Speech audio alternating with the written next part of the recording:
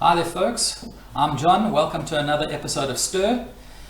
Today's episode concerns puff pastry, and we want to show you a quick and easy hack that I learned a few years ago. A couple of mates and we got together and we were doing a bit of a come dine with me experience, and we were going around to everybody's houses. And then when it was our turn, my partner at the time, she made the most incredible lamb rack and a beautiful butternut soup because we were in winter, but I couldn't find the right accompaniments in cheese straws. I wanted fresh cheese straws to serve with the soup, and we just couldn't find decent ones anywhere. So we discovered this cheap and easy hack, which we discovered can be used just as a simple snack with chips, with dips, with any kind of other side as well, and it worked out terribly well, and that's what we're going to show you today. But before I do that, let me introduce you to my much prettier assistant, my son Michael. Hey guys. Okay, so Michael will join us on a couple of more episodes as we go along. I'll introduce him to the cooking process where I need some assistance as well, and then we'll take it from there. Let's go into our recipe. Right, so for today's recipe, we're going to be using a baking tray that we've already pre-coated with non-stick. You can use a cook and bake brand or the typical spray and cook brand, whichever floats your boat. You may even just want to lightly oil the tray or light buttering the tray, anything to cause a non-stick situation. In the bowl, we're going to be using some typical cooking oil. You may use olive oil, canola oil, coconut oil, whatever floats your boat, whatever's in your typical budget. Don't go out and do something special. The idea of the recipe is that you use what you have at home. Right, today I'm using the Today puff pastry. There's probably about 4 or 5 different brands in South Africa that you could be using instead of. This was frozen overnight. I put it into the fridge then to defrost. You want to use the product, it's still in a chilled state. If it's too defrosted, it's sticky to work with, and you want to still have it that it's fairly firm but easy to roll out and to work with.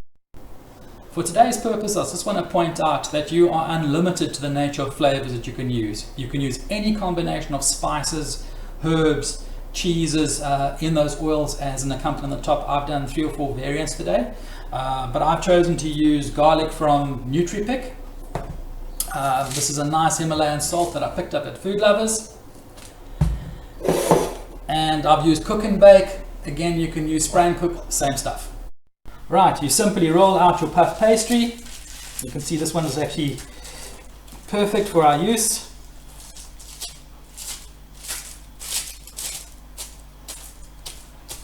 Remove the plastic that it typically comes in.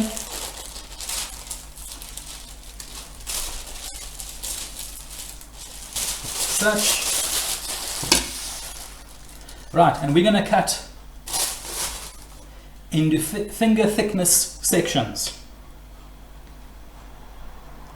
You can see this one is actually defrosted a little bit too long already. All the more reason that you keep it fairly firm.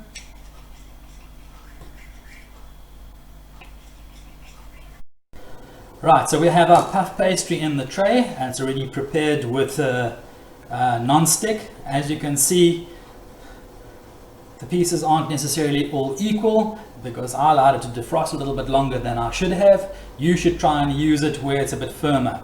Why I'm mentioning this as well is we're an everyday cooking show. In a typical kitchen at home, you are not going to constantly have perfection. Every now and again, you're going to have a burnt meal, and that's okay. It shouldn't stop you from trying new things and experimenting. Real world is not like all the professional cooking shows with perfect recipes and perfect equipment and perfect looking people with perfect outcomes every single time that they've edited out all the nasties. In everyday cooking, there are going to be mistakes. That should still not stop you from trying with what you have available to do the best you possibly can. Alright, so for today's purposes, I put oil into a bowl already. I'm going to add the Himalayan salt into the oil. Generously, about a teaspoonful. Again, we want the texture of the salt against our tongues when we're utilizing. I'm going to add a pinch of pepper. Just going to mix it up like this.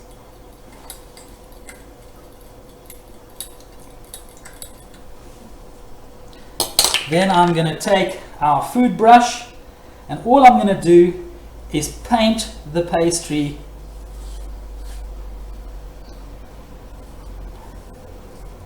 with the oil and herb salt mixture So some of that will stick on. I like to then go afterwards and add a bit more salt to give a bit of texture, just like that. Okay. And as we go along, we'll change flavorings in the same bowl. No need to clean it out. We can add in some herbs. And you can throw in garlic as well. In fact, let me grab some garlic.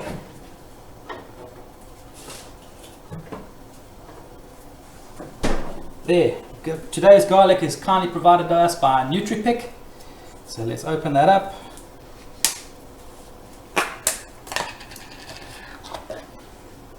Toss in a generous quantity, about half a teaspoon in that particular batch. Mix it all up. Same story applies. And paint it on generously onto your cheese straws, onto this puff pastry.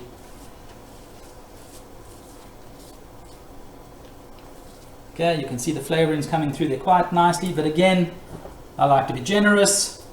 Go and add on a little bit of extra, like this.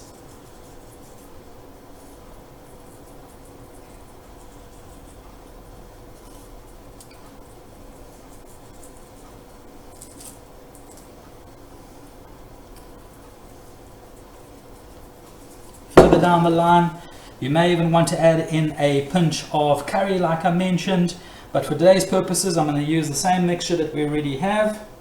Paint onto our last remaining puff pastries like such.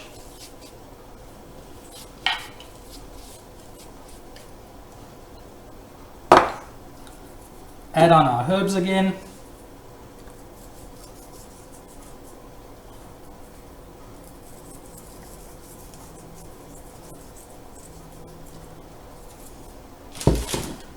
And now we're going to make real cheese straws.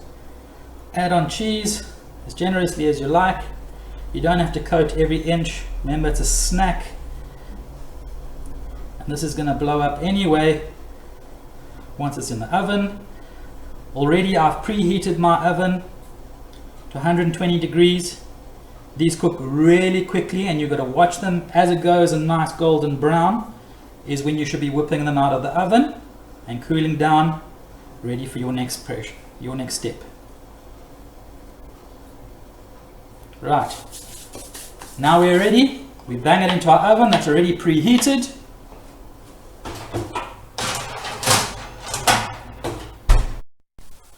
Right, our cheese straws are now ready. As you can see, they've come out beautifully. Just 7 minutes in the oven.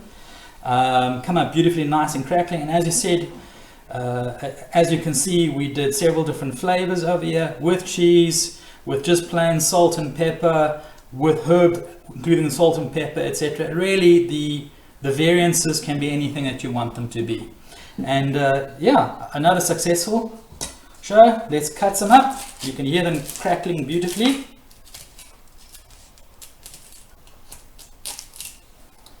Tray is still hot.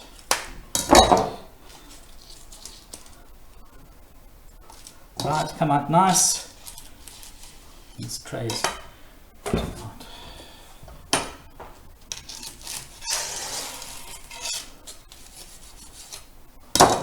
I'm going to try one of the cheesy ones. Right, they've come out beautifully, and there's nothing stopping from having a nice one. Michael, come grab one. Awesome. Nice crunchy, as is instead of chips. Use it with your dips or another meal accompaniment. Salt is coming through beautifully through the flavor, and a nice tang of cheese. Bon appetit, until next time.